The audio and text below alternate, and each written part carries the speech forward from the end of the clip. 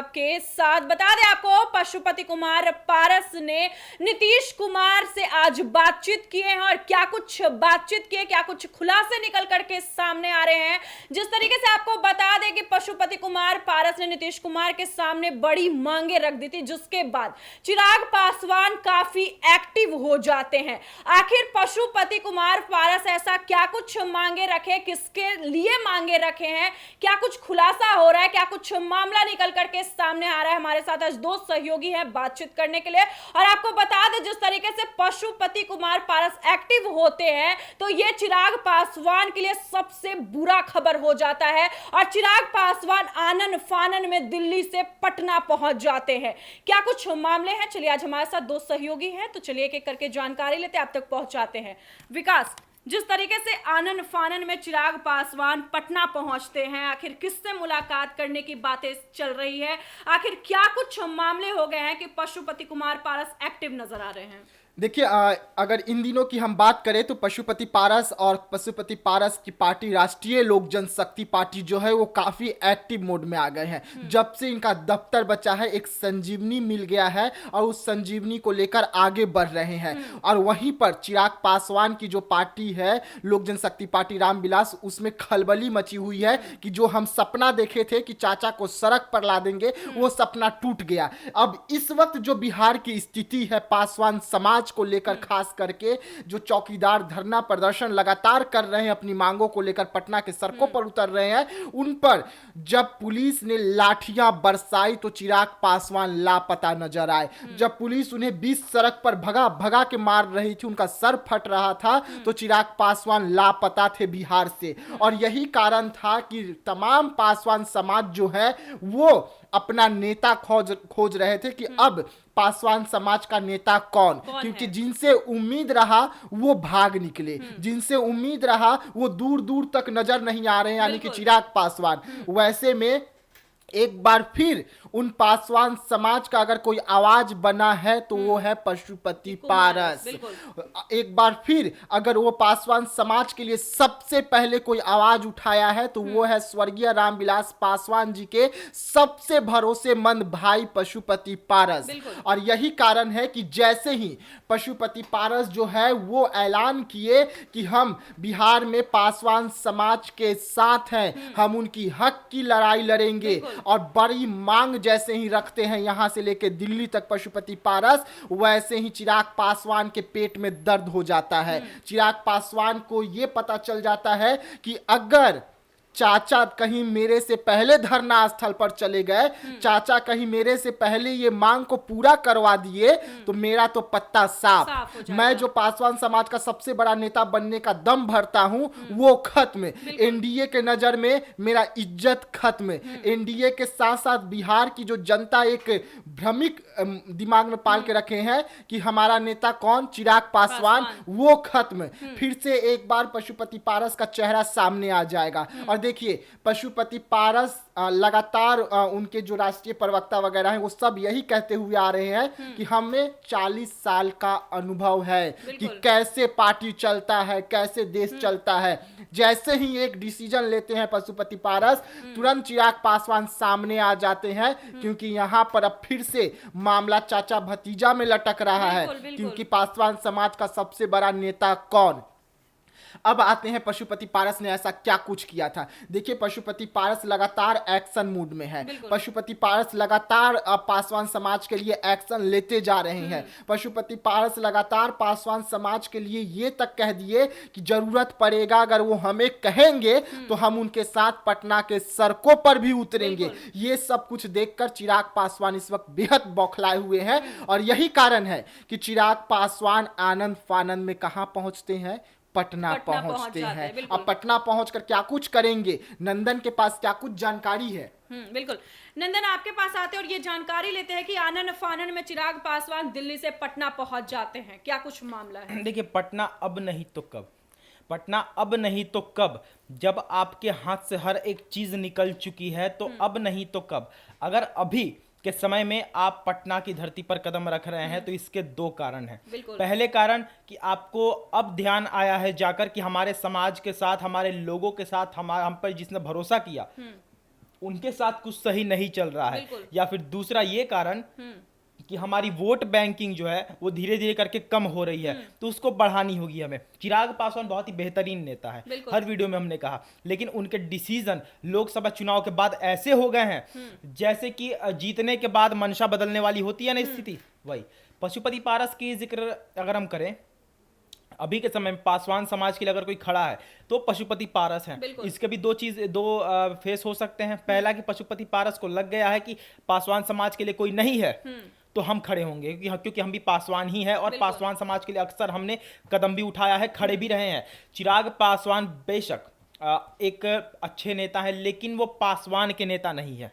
समझिए बात को, चिराग पासवान एक नेता है लेकिन वो पासवान के नेता नहीं है। और वो बाकियों के लिए मदद करे, वो दूसरे राज्यों में जाकर अपने अध्यक्ष लोग से किसी से भी मिलते हैं, वो उनकी अपनी मंशा है किस वजह से जाते हैं, लेकिन यहाँ पर जो बीत रहा है वहां से उनके कोई लेना देना नहीं है। दूसरी बात अगर करें पशुपति पारस की, तो असल मायने में पासवान के नेता इस समय पशुपति पारस है। अब इसको आप इस तर्क से जोड़िए कि हो सकता है कि पासवानों के वोट के लिए, हो सकता है पासवानों के दिलों में जगह बनाने के लिए, हो सकता है दलितों के वोट के लिए, कुछ भी जोड़िए, खड़े तो हुए ना भैया। बिल्कुल, बिल्कुल। कुछ भी जोड़िए, जहां पर हर कोई निगलेक्ट कर रहा था, लेकिन वहां पर पशुपति पारस सामने आए।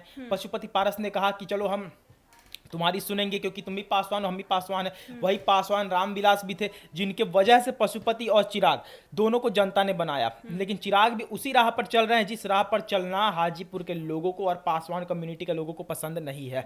लोगों को यह पसंद था कि रामविलास किस रास्ते पर चलते थे, और रामविलास ने जो किया था वही काम अभी पशुपति पारस कर रहे हैं, ना कि चिराग पासवान। और पशुपति पारस के लिए ये काम आगे चलकर बहुत ही बेहतर कदम लेगा, क्योंकि पशुपति पारस एक बहुत ही बेहतरीन नेता है। तजुर्बे की बात करें, एक्सपीरियंस की बात करें, तो चिराग पासवान से हद ज्यादा, बहुत ज्यादा सालों का एक्सपीरियंस पशुपति पारस के पास है। चिराग पासवान की उतनी जितनी उम्र है उतनी एक्सपीरियंस है पशुपति पारस के पास।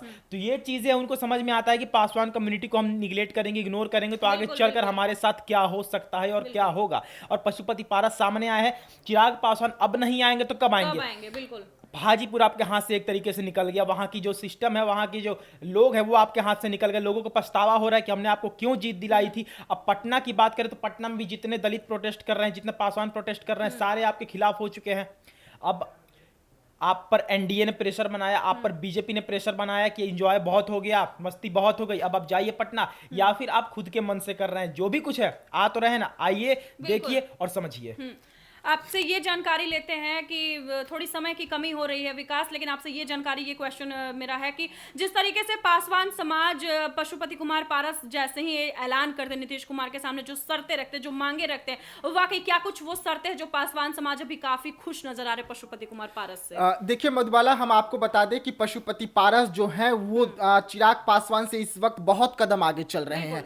पशुपति पारस गर्दनी बाग में जो पासवान समाज है, जो चौकीदार है, जो लगातार 7 दिनों से अनशन पर है, पानी तक छोड़ दिए हैं, उनसे फोन पर बात करते हैं, जिसकी तस्वीर भी हम आपको दिखाएंगे और वीडियो रिकॉर्डिंग भी सुनाएंगे कि किस तरीके से पशुपति पारस जो है उन्हें फोन करते हैं, उनसे हालचाल पूछते हैं और कहते हैं कि मैं आ रहा हूं पटना, मैं सीधा आप लोगों से आकर मिलूंगा। ये सब कुछ होता है, लेकिन जैसे ही ये खबर चिराग पासवान को पता चलता है कि चचा जो है वो पटना पहुंचने वाले हैं, तो अरे उससे पहले मैं पहुंच जाऊंगा। पर चिराग पासवान तुरंत फोन करते हैं, अपनी पार्टी के जो सदस्य हैं, पासवान समाज के जो नेता हैं, उन्हें भेजते हैं कि जाइए, जाके जल्दी वहां पर बात कीजिए कि कल मैं आने वाला हूं। आनंद फानन में इतने डरे हुए चिराग पासवान, और चिराग पासवान को कैमरे की भूख इतनी ज्यादा कि आज जो पीसी होने वाला था चिराग पासवान के कार्यक्रम में, क्या होने वाला था उस पीसी में, अगर मैं सही बोल रहा हूं, अगर किन्हीं को लगता है कि नहीं मेरे पास गलत इंफॉर्मेशन है तो मुझे झूठला दे। आज जो पीसी होने वाला था, जो पीसी उनके पार्टी के अध्यक्ष करने वाले थे, वो इसी मुद्दे पर करने वाले थे कि वो पासवान समाज के साथ खड़े हैं, लेकिन वो पीसी कैंसिल की जाती है। हाँ, शाम को ही फिर से मीडिया प्रभारी जो है वो डालते हैं कि पीसी कैंसिल कर दिया गया है। आज जो सूत्रों के हवाले से हमें बड़ी खबर मिली, उसमें यही निकला कि वो पीसी इसलिए कैंसिल किया गया क्योंकि पशुपति पारस ने ऐलान कर दिया कि हम आपके साथ हैं, अब चिराग पासवान को आना होगा। बिल्कुल बिल्कुल। अगर ये पीसी हो जाएगा तो चिराग पासवान को वो जो है मतलब मिलता है ना मीडिया कवरेज, या जो इज्जत वो बिल्कुल, कम हो कम हो जाएगी। जाएगा। पासवान समाज का बड़ा नेता नहीं बनाकर दिखला पाएंगे। और यही कारण है कि आज जब ये खबर हम आपको दिखा रहे हैं, बस चंद घंटे बाद चिराग पासवान जो है वो गर्दनी बाग पहुंचने वाले हैं धरना स्थल पर।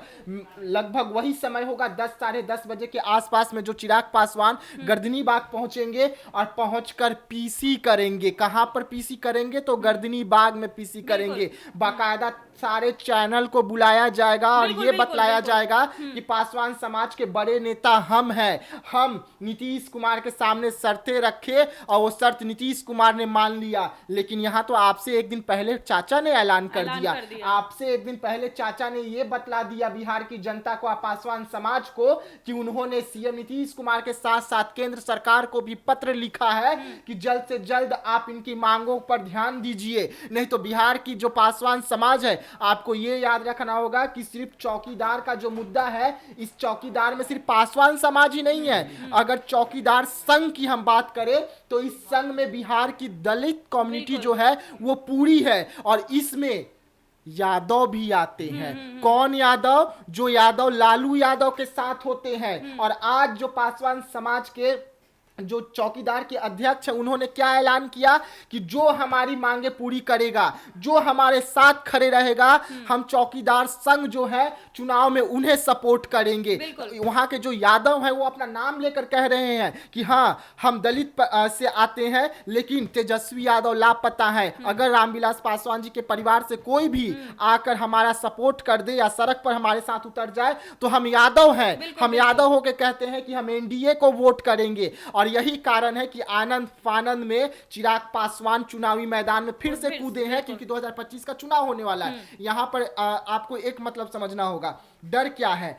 डर चिराग पासवान को यह है कि अगर पशुपति पारस को विधानसभा में सीट नहीं मिलता है, जो पशुपति पारस ने एनडीए के सामने मांग रखी है, अगर उन्हें उचित सम्मान नहीं मिलता है तो पशुपति पारस बड़ा एक्शन लेते हुए अपनी पार्टी के कैंडिडेट को हर सीट से उतारेंगे।